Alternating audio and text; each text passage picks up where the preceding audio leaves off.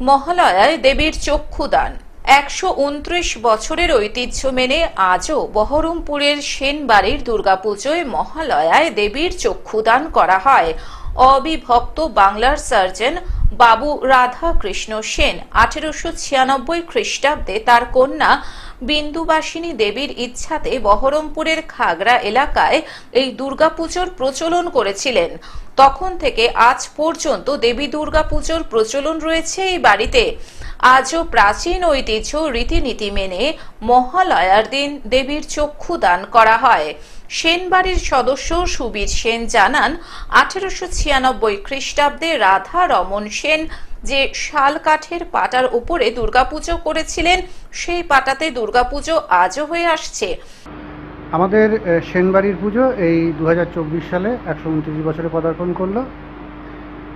অবিভক্ত বাংলার সাবজজ তথা বহরমপুর কৃষ্ণনাথ কলেজের প্রথম এফে বাবু রাধাকৃষ্ণ সেন ১৮৯৬ খ্রিস্টাব্দে তার বাল্য বিধবা কন্যা বিন্দুবাসিনী দেবীর ইচ্ছেতে এই বাড়িতে দুর্গাপুজোর প্রচলন করেন।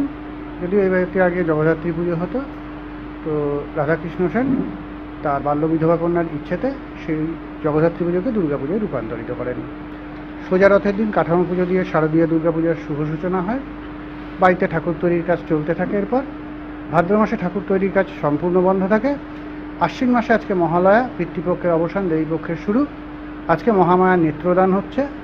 এরপর ষষ্ঠীতে ষষ্ঠাধিকল্পারম্ভের মাধ্যমে দুর্গাপুজো আনুষ্ঠানিকভাবে শুরু হয়ে যাবে।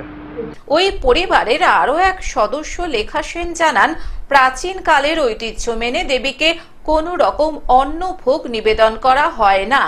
দেবীকে এখানে লুচি নিবেদন করা হয় এবং নবমীর দিন টকশাক নিবেদনের বিশেষ রীতি রয়েছে এই পরিবারে। পুজোর ৪ দিন আনন্দ ও ব্যস্ততার মধ্য দিয়ে কাটান এই পরিবারের সদস্যরা। পুজো উপলক্ষে দূর দূরান্ত থেকে আত্মীয় স্বজনদেরও আসার রেওয়াজ রয়েছে এই বাড়িতে। রথের দিন কাঠামো পুজোর মাধ্যমে পুজোর সূচনা করা হয় এবং দশমীতে হয় নিরঞ্জন। পুজোর আমাদের যে রীতিনীতিগুলো আছে, অনেক রকমই নিয়ম নিষ্ঠার মধ্যেই আমরা আবদ্ধ। আমাদের প্রথম থেকেই বলি যে আমাদের এই সোজা রথের পুজোতে আমাদের কাঠামো পুজো শুরু হয়। কাঠামো পুজো দিয়ে শুরু হয়, দেবীর দুর্গাপুজোর সূচনা হয়। এরপরে ভাদ্র মাসে আমাদের তো কোনো ঠাকুরের কোনো কাজ আমরা করতে পারি না। তাছাড়া ভাদ্র মাস চলে যাওয়ার পর আমাদের ঠাকুর প্রতিমার কাজ হয় বা আমাদের বাড়ির যে রীতিনীতিগুলো সেগুলো আমরা করতে থাকি। একটা শুভ দিন দেখে, যেমন আমরা শুভ দিন দেখে একটা কলা বইয়ের যে কাপড়, সেটা কোড়া কাপড়টাকে আমরা হলুদে চুপিয়ে সেটাকে ঠিক করে রাখি, তারপর সেটা কলা বউকে পরানো হয়। আর এছাড়া আমাদের বাড়ির পুজোর যে বিশেষত্ব যদি আপনাকে বলি, তাহলে হচ্ছে আমাদের গোটা সমস্ত পুজোটাতে নারকেলের নাড়ু নিবেদন করা হয় দেবীকে মিষ্টির বদলে।